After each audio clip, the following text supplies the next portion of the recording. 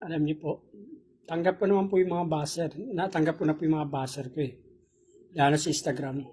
Pero simula po nung marami na rin po tayo naging kaibigan sa Instagram, wala na po nagbabasa sa akin. Maliban na po sa mga hindi nakilala. Sa ngayon po, karamihan po nagre-request sa akin. Parang kabate birthday, shoutout sa Instagram. Kaya wala na pong problema kung halimbawa magkaroon man tayong buzzer sa Instagram.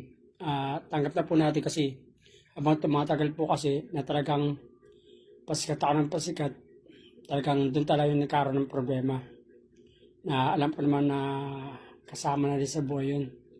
Yun din mga sinasabi ng mga followers natin pag nagme-message sila sa mga bawat post ko.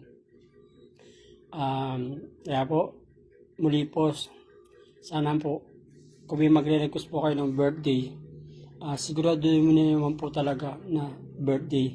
Pero sa ngayon, basta muna po tayo hanggat di po naaayos yung problema ginawa nung isa nating mga nagre-request na gumawa ng kalokohan. Pati tayo nadadamay. Kaya po, sana naman po malaman na rin po kung sino po yung gumawa ng kalokohan na yun. Ano po naman na marami tayong kaibigan dyan na makatong sa atin para mahanap po yun.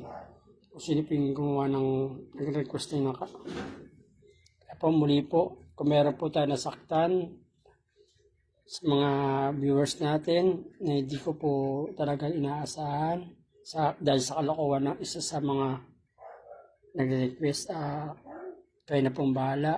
At alam niyo naman po na hindi talaga ako nakakaintindi na ano man sulat ng mga English o anumang salitang iba, lingwahe.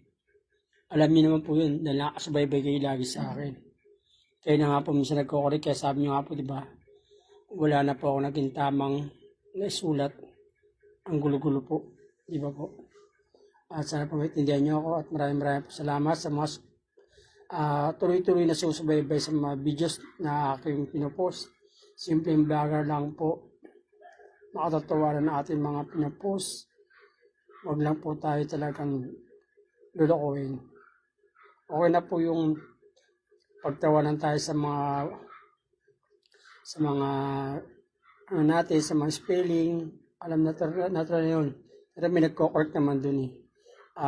Salamat po sa mga 14,000 followers na po tayo ngayon. Paki-share.